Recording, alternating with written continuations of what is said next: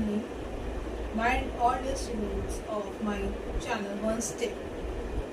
मैंने पिछले अपने डिस्क्रिप्शन में दिया था और अपने चैनल पे बोला था कि हम एक नया विषय भी पढ़ाएंगे इंग्लिश के साथ साथ हम लोग संस्कृत को लेकर चलेंगे। ठीक है, संस्कृत हमारे लिए नया सब्जेक्ट तो है नहीं, नया विषय है नहीं। हम इसे पिछले क्लास में अपने पिछले कक्षाओं में पढ़े हैं, मगर हम आज भी बहुत से ऐसे विद्यार्थी हैं जो संस्कृत को लेकर थोड़ा सा डर अपने माइंड में, अपने मस्तिष्क में लेके चलते हैं कि संस्कृत बहुत ही कठिन भाषा है, बहुत ही कठिन विषय है जिसे हम नहीं पढ़ सकते हैं, हमें नहीं याद होगा, हम समझ कुछ भी नहीं आता, जीरो है हम लोग संस्कृत। उनके लिए ये चैनल सबसे ज़्यादा उपयोगी होगा। संस्कृत एक ऐसी भाषा है जो हमारे यूरोपीय महाद्वीप की एक भाषा है।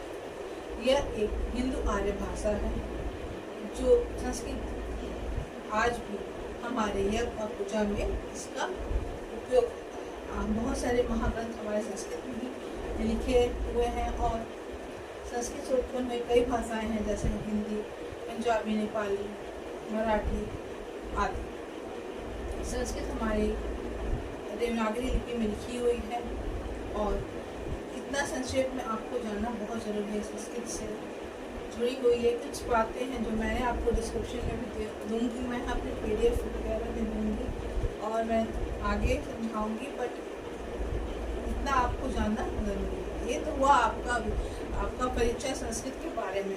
संस्कृत से हमारे उत्पन्न हुई सभी भाषाएं हैं। संस्कृत हमारे भारत की सबसे प्राचीन भाषा है।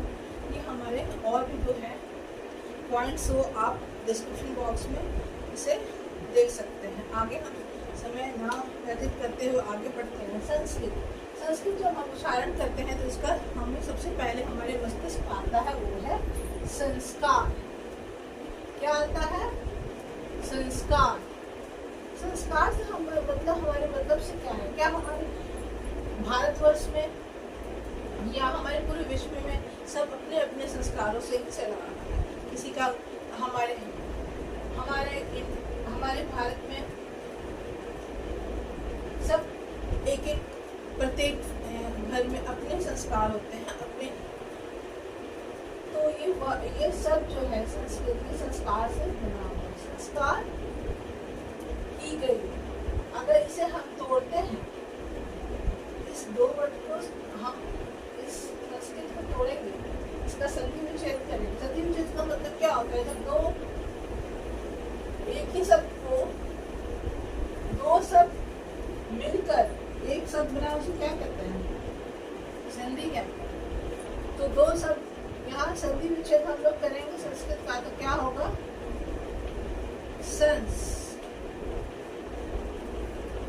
जोड़ कृत संस्कृत। ये हो गया आपका संस्कार।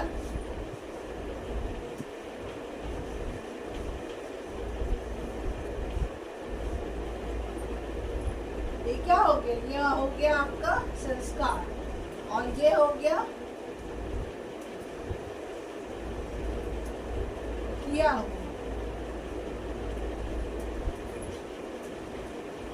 ये हो गया आपका संस्कार की गई। संस्कार संस्कार की गई। तो ये हो गया आपका हिंदी। मतलब संस्कार वर्ड से ये उत्पन्न क्या हुआ? हमारा संस्कृत हुआ। सब मतलब करना की गई, संस्कार की गई। तो जब भी हम संस्कृत को याद करेंगे तो क्या करेंगे? हमारे संस्कार, हमारे बिहेवियर, हमारे नेचर, हमारे एटीट्यूड, मतलब हिंदी में क्या, हमारे संस्कार क्या है, हमारा आचरण कैसा है वो। तो हमारे संस्कार हैं ये सब पहले के ग्रंथ में, पुराने ग्रंथ में ये सब इनके बारे में वर्णन है। जैसे हमारे पुराने ग्रंथ हैं, आप पढ़ सकते हैं आगे। संस्कृत के बहुत सारे श्लोक होते हैं जो संस्कृत में ही बने हुए हैं। तो हमें श्लोक बहुत सारे, जैसे आप भगवद गीता, महाभारत, ये सब संस्कृत में ही श्लोक में वर्णित है, जिनका आजकल इंग्लिश में ट्रांसलेशन और हिंदी में मिल जाता है बुक्स, किताबें। मगर ये सब तो लगभग हमारे जितने ग्रंथ है, श्रीमद् भगवद गीता और ये महाभारत, ये सब हमारे संस्कृत पुराण हमारे पूर्वजों ने लिखा है, जैसे वाल्मीकि और उसके आगे भी हमारे संस्कृत में वाल्मीकि हैं जो हमारे लिखे हैं रामायण, और भी बहुत सारे, मतलब हम लोग क्या आना है, हम लोग क्या पढ़ना है आगे, वो है संस्कृत। तो हमारे छोटे क्लास में, प्राइमरी क्लास में हम लोग को सबसे स्टार्ट करना है, starting on the point Sanskrit. तो ये तो संधि विच्छेद से मैंने पढ़ाया कि संधि विच्छेद क्या होता है, दो शब्दों को जोड़ने से हमें एक शब्द बने, दो से संधि विच्छेद संधि कहते हैं। तो संस्कृत हुआ। अब आगे है, आपको एक ध्यान पाठशाला, हिंदी में क्या होगा संस्कृत का संधि विच्छेद? पाठ जोड़ शाला, पाठशाला, ठीक है। उसके आगे देखना है हमें कि ये तो हो गया पाठशाला, पाठ जोड़ शाला, इसका संधि हो गया, मतलब पाठ और शाला जोड़ के क्या बना? पाठशाला। अब इसका संस्कृत में कैसे होगा? संस्कृत में हम इसे लिखेंगे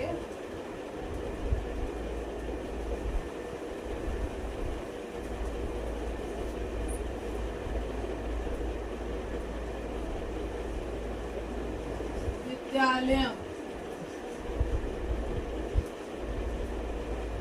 या विद्यालय भी लिख सकते हैं।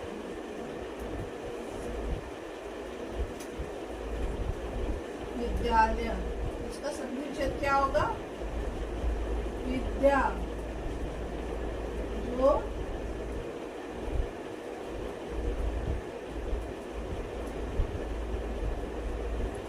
विद्यो आलय,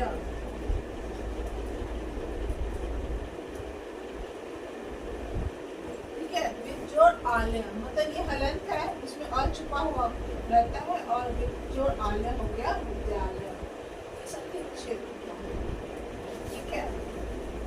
और कल आगे मुझे संधि विच्छेद पढ़ाऊंगी तो आपको समझ में आएगा, और इस तरह हम लोग पढ़ेंगे।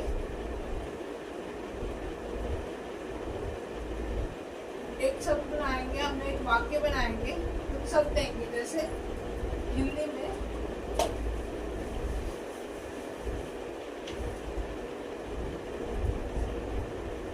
ठीक है, ये हम हिंदी में क्या होगा? राम स्कूल जा रहा है।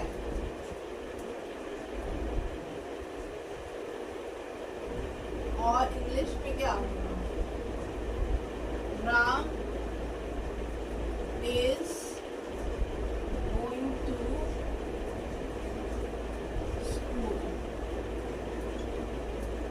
और संस्कृत में क्या होगा?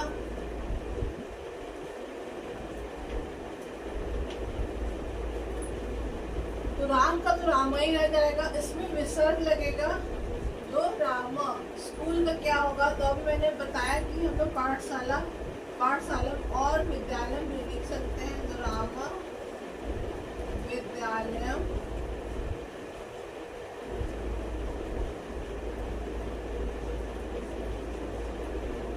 गच्छति। अभी आपको समझ में नहीं आएगा क्योंकि ये अभी स्टार्टिंग है, बहुत शुरुआत है। राम विद्यालय गच्छति, तो कैसे राम स्कूल जा रहा है? गच्छति मतलब कैसे हो, हम लोग गोइंग पढ़ेंगे इंग्लिश में, ग और ग याद रखिएगा तो आपको याद आएगा गच्छति। इसका आप सब लोग आगे आपको बताएंगे, इसमें आपको समझ में आएगा कि गच्छति कैसे लिया गया और क्यों लिया गया। इसका रूल होता है, हर चीज़ का इंग्लिश ग्रामर में रूल होता है, वैसे संस्कृत में भी रूल होता है, ठीक है। वो आपको मैं आगे बताऊंगी। ये आपको एक उदाहरण दे रही हूँ कि संस्कृत कैसे बनाया जाता है, वाक्य कैसे बनाया। आपको हर तरीके से पढ़ाऊंगी, चित्र से पढ़ाऊंगी, चित्र दिए गए हैं उससे आपको वाक्य बनाना है, ठीक है। तो आज के क्लास में इतना ही होगा समझ में आया। और भी इसका बहुत सारा उदाहरण है जो हम आगे पढ़ेंगे और समझेंगे। संस्कृत को आपको संस्कृत को समझना है। सबसे पहले आप संस्कृत डिक्शनरी, संस्कृत का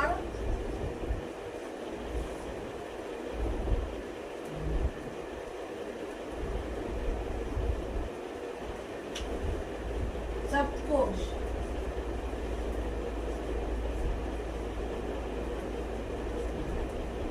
शब्दकोश, शब्द रूप,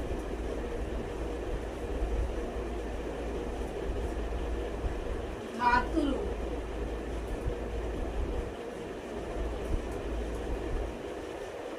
ये आपको याद रखना होगा। उसके बाद ही आप संस्कृत को अच्छी समझ पाएंगे। स्टार्टिंग में शुरू में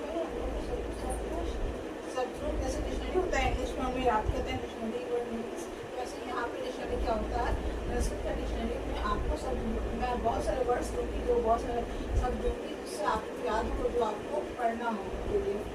शब्द है जो आप अपने स्कूल में पढ़ते हैं और आप मेरे साथ भी आप आगे पढ़िएगा। शब्द और धातु, ये कुछ रूल्स होंगे जिससे आप इजी वे में दूंगी, जो आपको समझने में दिक्कत ना हो और आप इससे पढ़ सकें, इसे याद कर सकें। तो विसर्ग क्या होता है, इसे क्या कहते हैं संस्कृत में, और इसे क्या कहते हैं संस्कृत, इसे हम हलन कहते हैं। जो इसमें आधा और छुपा होता है, और विसर्ग होता है जैसे राम, तो राम उसमें भी अ छुपा होता है, ये विसर्ग होता है। इसे क्या कहते हैं, विसर्ग। ठीक है, और ये हलंत हो गया, जैसे कि पाठशालयम,